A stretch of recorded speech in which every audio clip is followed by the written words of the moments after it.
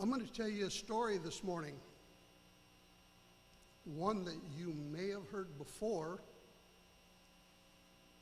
but hopefully with what I have to say this morning, it'll jog your memory. Let's pray. Our kind and loving Father, we humbly ask to come before you this morning as again we look into your word, the Bible. We look at what is transpiring in the world today, and may we be more enlightened by the stories that are told. We offer this prayer in Jesus' name. Amen.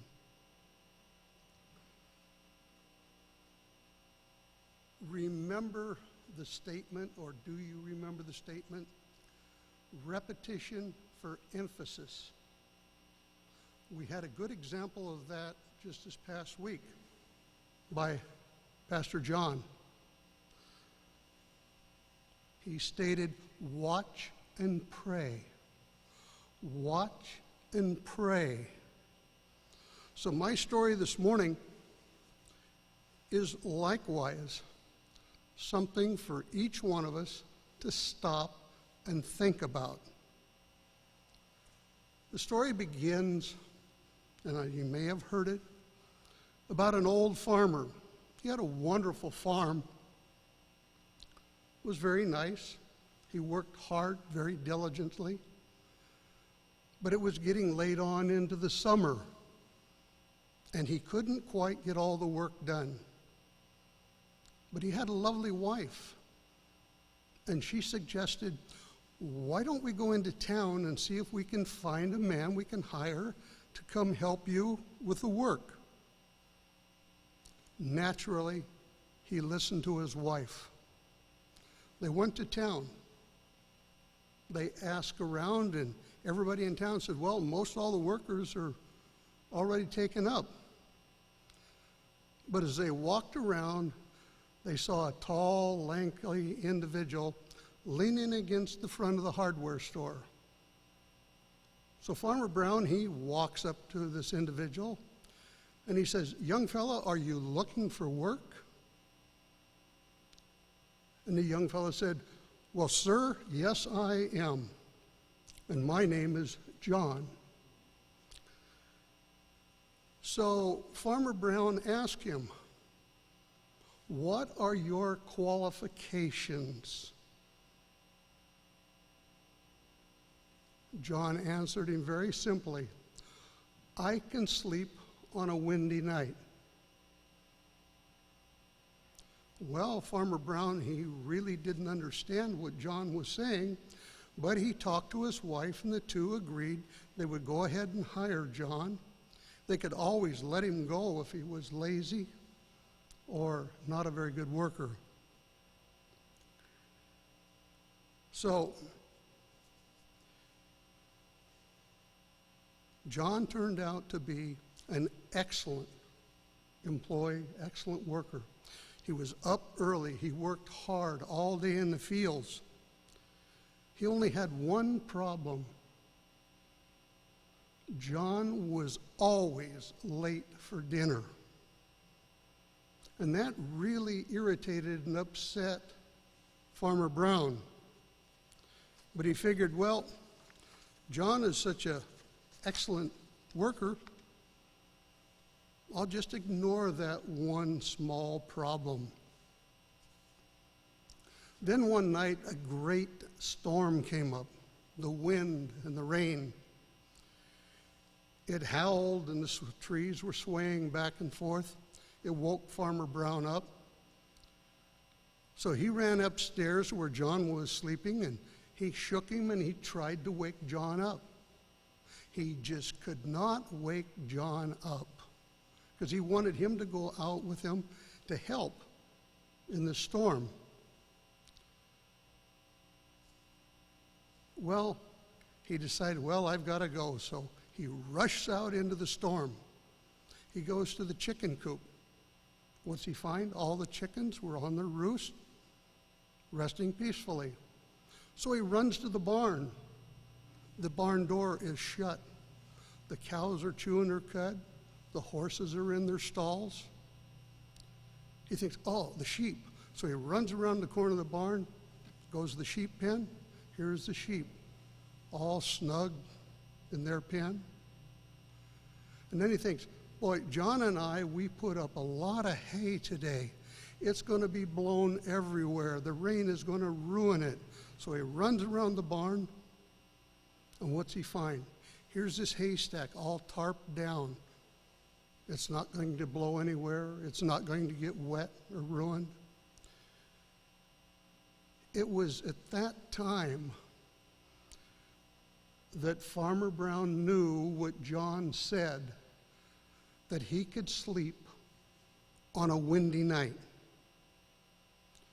So he went back to the house, back to bed, happy that he had chosen John to be that employee. My friends, can you sleep on a windy night? Let's turn to Matthew, the 24th chapter.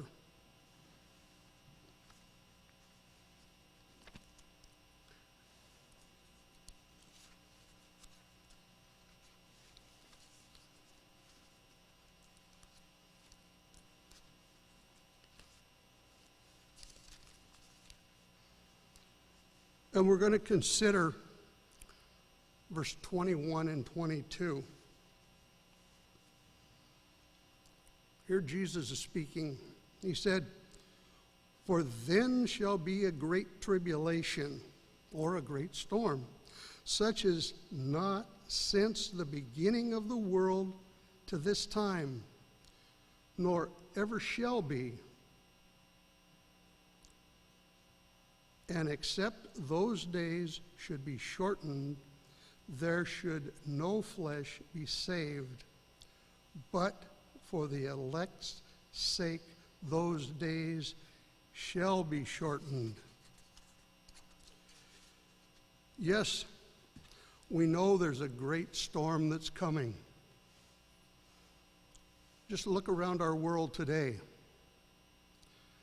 This COVID-19 virus, the violence that's happening in the streets, all these things are signs that are there to waken us. Let's turn over a few pages to 2 Timothy. In 2 Timothy, the 3rd chapter, verses 1 through 4.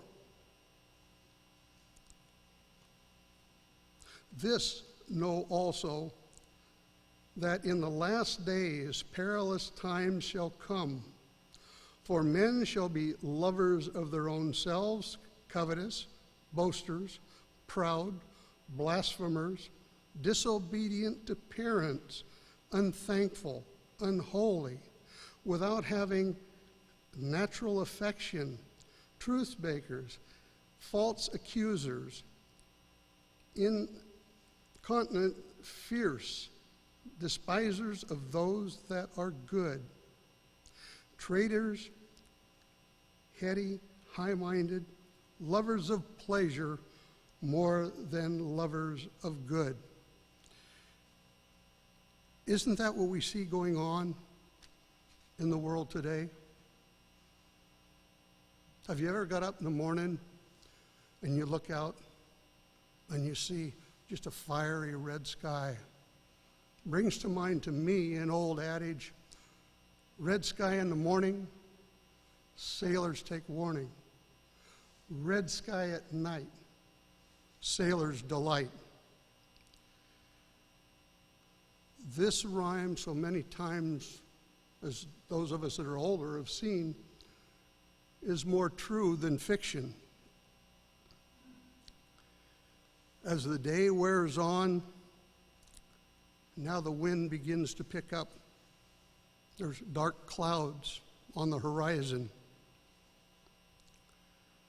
All of a sudden, blinding flashes of lightning spear through these clouds. These clouds reach right up to the heavens. The noise at times is deafening as this thunder rolls across the earth. It makes you seem like you're in a bass drum.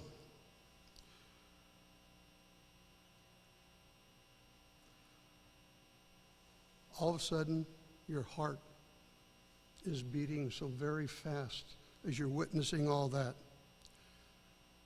The piercing noise of this lightning and thunder. Yes, you can actually see it. You can feel it. The hair on your arms is standing up. You can actually smell it in the air where the lightning has burnt through. Now the wind is really beginning to pick up. It's getting more steady. It's pushing at you and your home harder and harder. And for longer periods of time, the lights begin to flicker as the swaying of the electric lines, and then power fails, and you're in the dark. All because of these unseen forces of nature. Lightning and thunder soon become one overhead,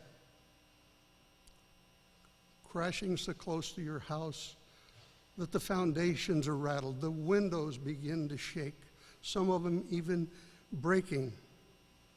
Sometimes parts of your house even gives way under these storms. Have you ever been through a lightning storm? I know, Pastor John, you being from Texas, you probably have been through a few. I have been through a number. In one instance, I was camping in the wilderness in the Oregon Cascades. A big lightning storm came through. We had trees that were shattered and falling between our horses. It was a very scary situation.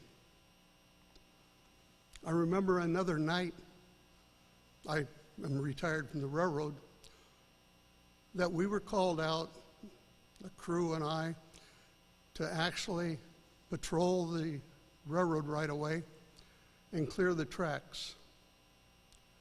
As we would cut trees out of the way, we could hear all the branches, everything going off.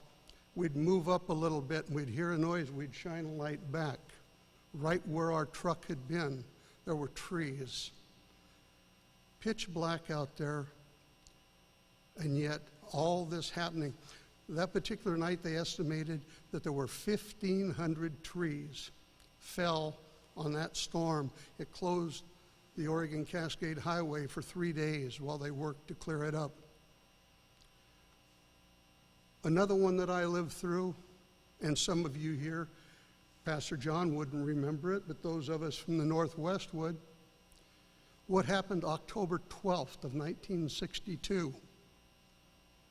The Columbus Day storm, which devastated the Northwest when we had those hurricane winds.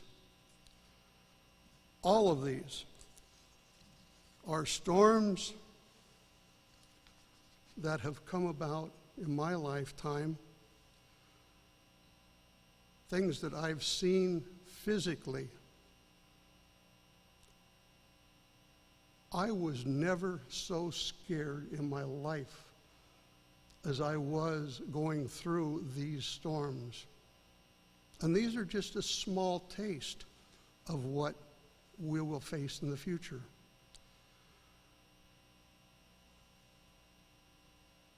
I recall the angry green and black clouds that formed as daylight came about.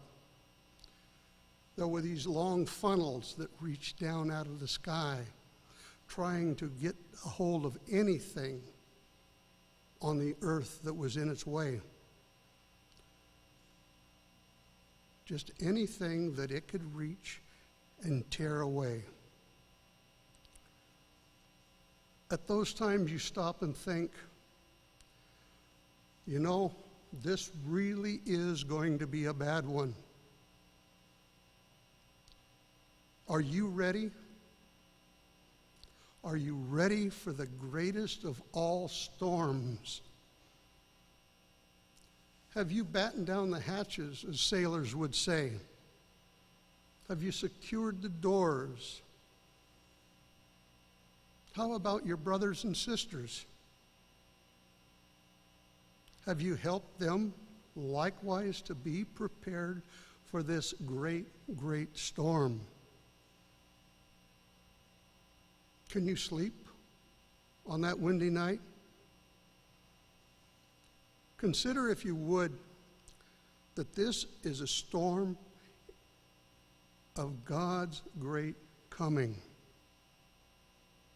How would you and your household fare when this storm hit? Have you done everything that you can to be prepared to survive this great storm? Are you totally prepared for the worst? Or are you halfway prepared for the worst? Or maybe you're not prepared at all. And you're the individual that's sitting saying, well, maybe tomorrow I'll get started. Well, as we know, tomorrow may be too late. The scriptures have stories and parables throughout them for our use in understanding these, the last days that we're living in. The scriptures encourage us to be fully prepared for this great storm that we can see is on the horizon. The signs are there.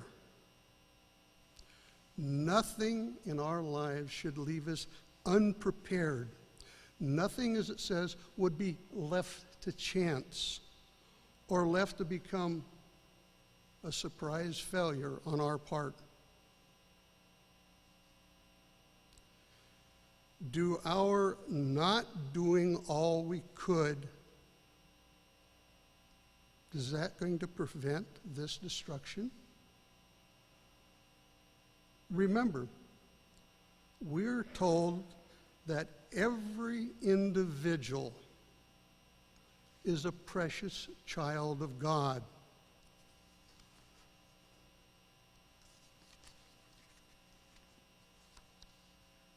And how strong is your faith? Faith is the key which inspires us to be prepared. Faith in our God, faith in His Holy Spirit, faith in His Son, Jesus Christ, faith in ourselves, and how about faith in our church? Faith that we have that there is a God. Faith that He loves each and every one of us. Faith that He is the God of love. And we're told that our bodies, each one of us, is a blessed temple to God's Spirit where it would reside. And the cleaner you or I keep that temple, the better God's Spirit can reside in it. Yes, I'm sure each and every one of us can make better use of the talents and the gifts that God has seen fit to give each of us so that we can actually reach our full potential.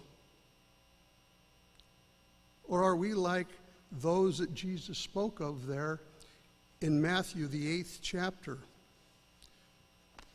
Again, if you would go with me to Matthew, the 8th chapter.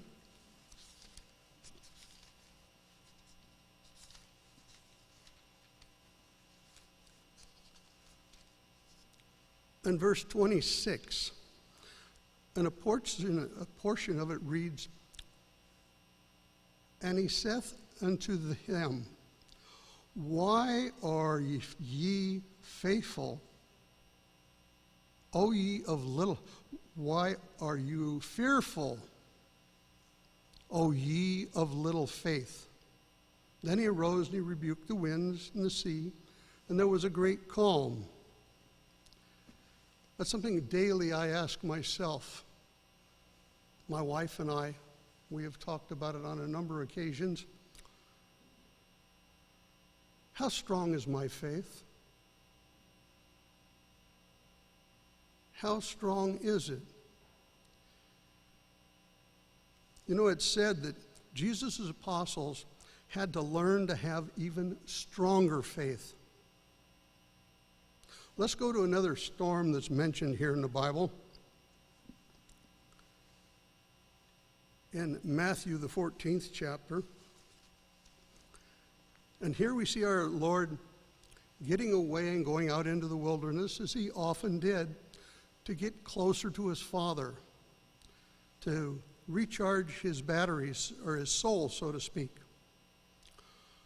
Then upon returning to the apostles, by way of walking across the waters in a fearful windstorm, we see how a lack of faith or a belief in faith can lose or save our soul. Let's pick this up in the 23rd verse, and we'll read through 33 of Matthew, the 14th chapter. And when he had sent the multitudes away, he went up into the mountains apart to pray. And when the evening come, he was there alone. But the ship was now in the midst of the sea, tossed with waves, for the wind was contrary. And in the fourth watch of the night, Jesus went unto them walking on the sea. And when the disciples saw him walking on the sea, they were troubled, saying, Is it a spirit? And they cried out for fear. But straightway Jesus spoke unto them, saying, Be of good cheer, it is I, be not afraid. And Peter answered him, said, Lord, if it be thou, bid me come unto thee on the water. And he said, Come. And when Peter was come down out of the ship, he walked on the water to go to Jesus. But when he saw the wind boisterous, he was afraid and began to sink. He cried, saying, Lord, save me. And immediately Jesus stretched out forth his hand, and he caught him and said unto him, O thou of little faith, wherefore dost thou doubt? And when they were come into the ship, the wind ceased. Then they that were in the ship came and worshipped him, saying, Of a truth thou art the Son of God. Here we can see, even though Peter came to a point of actually doubting his faith, without hesitation, Jesus stretched out his hand and he grabbed him. He pulled him up.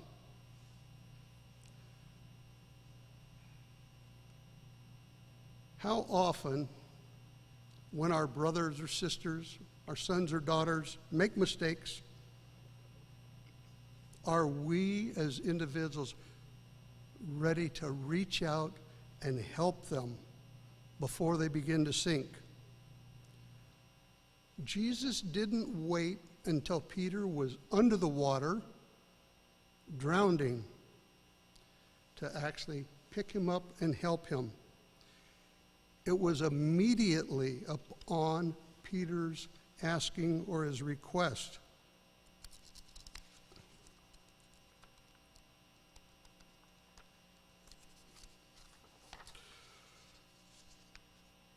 This is just another example that the scriptures show us about the ultimate love that Christ displayed for mankind. It's something that we can use at any time when we go through our lives. When we're called upon to help others, do we hesitate? Or do we immediately reach out that hand to help that individual? And once Jesus helped Peter, it doesn't say that he badgered him, or he browbeat him, or he condemned him. He didn't chastise Peter for his doubting or his lack of faith. Each one of us here, myself included, should follow this example. Once we as an individual have reached out and Christ has taken our hand, we too can help someone return safely to the fold. Peter was able to return safely to that boat. His faith, I'm sure, was once again restored. The storm subsided. And I'm very confident that Peter actually come to the realization that he could sleep soundly on any windy night because Christ was with him. The next parable that we have takes us over a few pages to Matthew, the 25th chapter.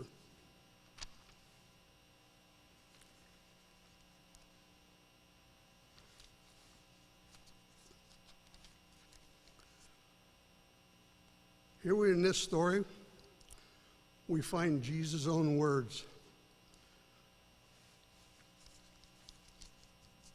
In verses 1 through 13, if you'd join me there.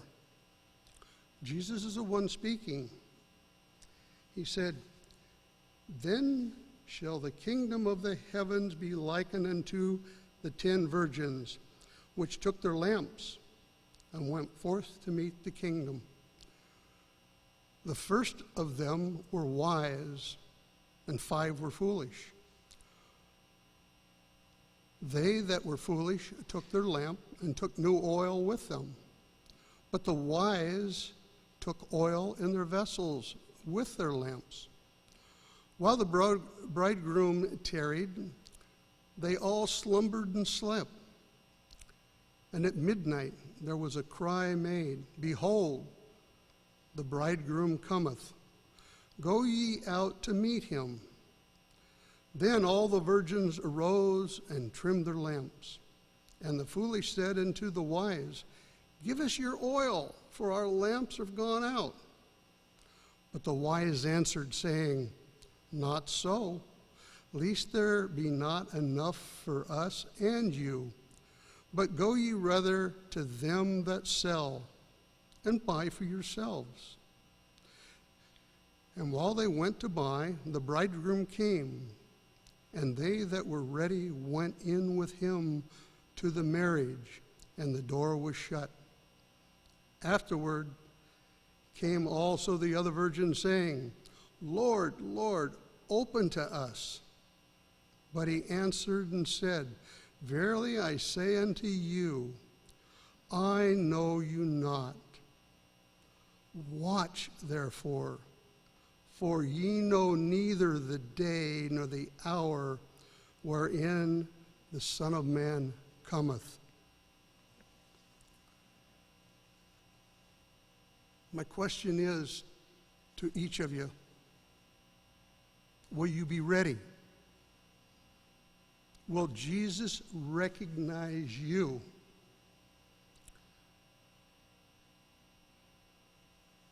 Will he recognize your family, your loved ones, your brothers and sisters? Are you prepared? Is everything in order? Will the boat of faith that is around you, is it going to be seaworthy? Are you going to be able to survive? Is it good? Is it solid? Will your lamp be filled as well with God's unchangeable words? In conclusion, I leave you with Jesus' own words, as recorded there in John, the 14th chapter, and verse 27. Jesus said, "Peace I leave with you. May peace I give unto you. Not as the world giveth, give I unto you. Let not your heart be troubled, neither let it be afraid." My friends, again, stop and think about it. Then ask yourself again, am I prepared for the greatest storm that man has ever seen?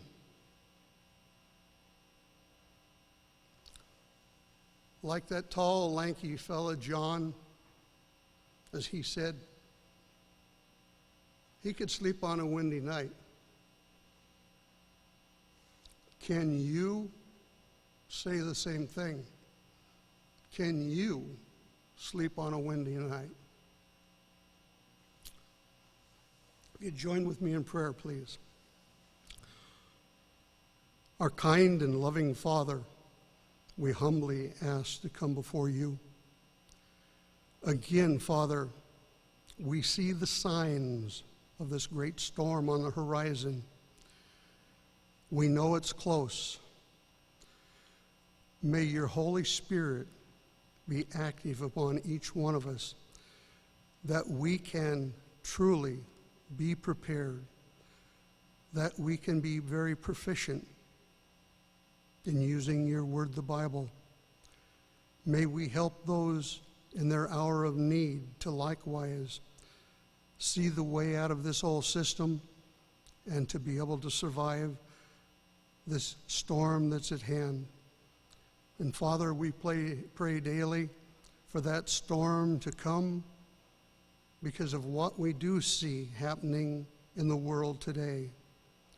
And we do realize that unless you do step in, no flesh would be saved.